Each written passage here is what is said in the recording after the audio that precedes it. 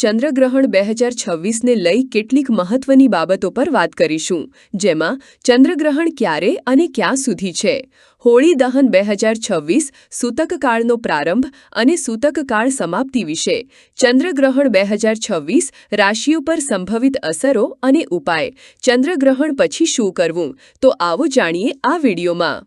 ત્યારે આજે વાત કરીશું વર્ષ 2026માં જે ખગોળીય દ્રષ્ટિએ ખૂબ જ મહત્વની ઘટનાઓ બનવા જઈ રહી છે। આ વર્ષે કુલ 2 ચંદ્રગ્રહણ થશે, જેમાંનું પ્રથમ ગ્રહણ ટૂંક સમયમાં જ આવવાનું છે। ચંદ્રગ્રહણ 2026 વિશેની સંપૂર્ણ માહિતીની જો વાત કરીએ તો વર્ષ 2026નું પ્રથમ ચંદ્રગ્રહણ 3 માર્ચ 2026ના રોજ થવાનું છે। આ એક પૂર્ણ ચંદ્રગ્રહણ ટોટલ લ્યુનર ઇક્લિપ્સ હશે, જેને બ્લડ મૂન પણ કહેવામાં આવે છે।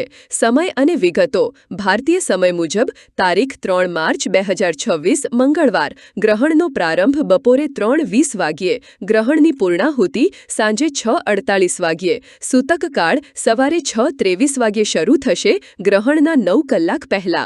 ભારતમાં દ્રશ્યતા ભારતના મોટાભાગના ભાગોમાં ચંદ્રોદય સમયે ગ્રહણનો અંતિમ તબક્કો દેખાશે। ઉત્તર પૂર્વ ભારતમાં તે વધુ સ્પષ્ટ રીતે જોઈ શકાશે। જો વાત કરાય તો આ એક અદ્ભુત ખગોળીય ઘટના ચંદ્રગ્રહણ જે વર્ષ 2026માં આપણને જોવા મળવાની છે। વિજ્ઞાનની દ્રષ્ટિએ જોઈએ તો જ્યારે પૃથ્વી સૂર્ય અને ચંદ્રની વચ્ચે આવે છે અને પૃથ્વીનો પડછાયો ચંદ્ર પર પડે છે, ત્યારે તેને ચંદ્રગ્રહણ કહેવામાં આવે છે। 3 માર્ચ 2026ના રોજ થનારું આ ગ્રહણ પૂર્ણ ચંદ્રગ્રહણ હશે। આ સમયે ચંદ્ર સંપૂર્ણપણે પૃથ્વીના પડછાયામાં ઢંકાઈ જશે અને તે લાલ રંગનો દેખાશે, જેને આપણે બ્લડ મૂન કહીએ છીએ। આ ગ્રહણની ખાસ વાત એ છે કે તે હોલિકા દહનના દિવસે જ આવી રહ્યું છે। ભારતીય સંસ્કૃતિ અને જ્યોતિષશાસ્ત્રમાં ગ્રહણનું ઘણું મહત્વ છે। શાસ્ત્રો મુજબ ગ્રહણના 9 કલાક પહેલા સૂતકકાળ શરૂ થાય છે, જેમાં પૂજાપાઠ અને શુભ કાર્યો વર્જિત માનવામાં આવે છે। ચોક્કસ 3 માર્ચ 2026ના રોજ આવનારું આ પૂર્ણ ચંદ્રગ્રહણ હોલિકા દહનના દિવસે જ હોવાથી તેનું મહત્વ વધી જાય છે। શાસ્ત્રો મુજબ ચંદ્રગ્રહણનું સૂતક 9 કલાક પહેલા શરૂ થાય છે। 2026માં હોળીના દિવસે ગ્રહણ હોવાથી પૂજાના સમયમાં ફેરફાર થઈ શકે છે। હોલિકા દહન તારીખ 3 માર્ચ 2026, સૂતકકાળનો પ્રારંભ સવારે 6:23 વાગ્યે, સૂતક સમાપ્તિ સાંજે 6:48 વાગ્યે, ગ્રહણ મોક્ષ સાથે। ખાસ નોંધ લેવી કે સૂતકકાળ દરમિયાન સામાન્ય રીતે મંદિરોના દ્વાર બંધ રહે છે અને ભોજન રાંધવાનું કે જમવાનું ટાળવામાં આવે છે। હોલિકા દહન ગ્રહણના મોક્ષ સાંજે 6:48 પછી જ કરવું શાસ્ત્રોક્ત રીતે ઉચિત ગણાશે। અહીં તેની રાશિઓ પર અસરની જો વાત કરીએ તો આ ચંદ્રગ્રહણ સિંહ રાશિ અને પૂર્વા ફાલ્ગુની નક્ષત્રમાં થઈ રહ્યું છે। જ્યોતિષીય દ્રષ્ટિએ તેની અસરો નીચે મુજબ રહી શકે છે, જેમાં મેષ, મિથુન, તુલા રાશિના જાતકો માટે શુભ, નાણાકીય લાભ અને પ્રગતિની તકો વધશે।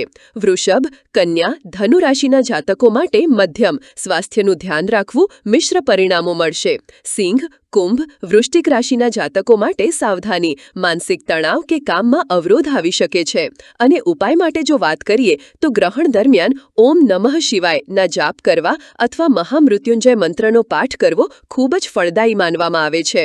હવે ગ્રહણ પછી શું કરવું તેની જો વાત કરીએ તો ગ્રહણ પૂર્ણ થયા પછી સાંજે 6:48 પછી ઘરમાં ગંગાજળ છાંટવું, સ્નાન કરીને સ્વચ્છ વસ્ત્રો ધારણ કરવા, ગરીબોને અનાજ કે વસ્ત્રોનું દાન કરવું જે ગ્રહણના દોષને દૂર કરે છે। ત્યારબાદ જ હોલિકા દહનની વિધિમાં ભાગ લેવો। પરંતુ ધાર્મિક માન્યતાઓ સાથે આપણે તેનું વૈજ્ઞાનિક પાસું પણ સમજવું જોઈએ। ગ્રહણ એ પ્રકૃતિની એક સુંદર પ્રક્રિયા છે। તે આપણને બ્રહ્માંડની વિશાળતા અને અવકાશી પદાર્થોની ચોક્કસ ગતિ વિશે શીખવે છે। આ ઘટનાને નરી આંખે જોવી સુરક્ષિત છે, તેથી આપણે સૌએ આ અવકાશી નજારાનો આનંદ લેવો જોઈએ। 2026માં બીજું ચંદ્રગ્રહણની જો વાત કરીએ તો વર્ષ 2026નું બીજું ચંદ્રગ્રહણ 28 ઓગસ્ટ 2026ના રોજ થશે, જે આંશિક ચંદ્રગ્રહણ પાર્શિયલ લ્યુનર ઇક્લિપ્સ હશે। જો કે તે ભારતમાં દેખાવાની શક્યતા ઘણી ઓછી છે। અંતમાં એટલું જ કહીશ કે ગ્રહણ એ અંધકાર પર પ્રકાશના વિજય જેવી ઘટના છે, જે આપણને પ્રકૃતિ સાથે જોડાયેલા રહેવાનો સંદેશ આપે છે। આભાર।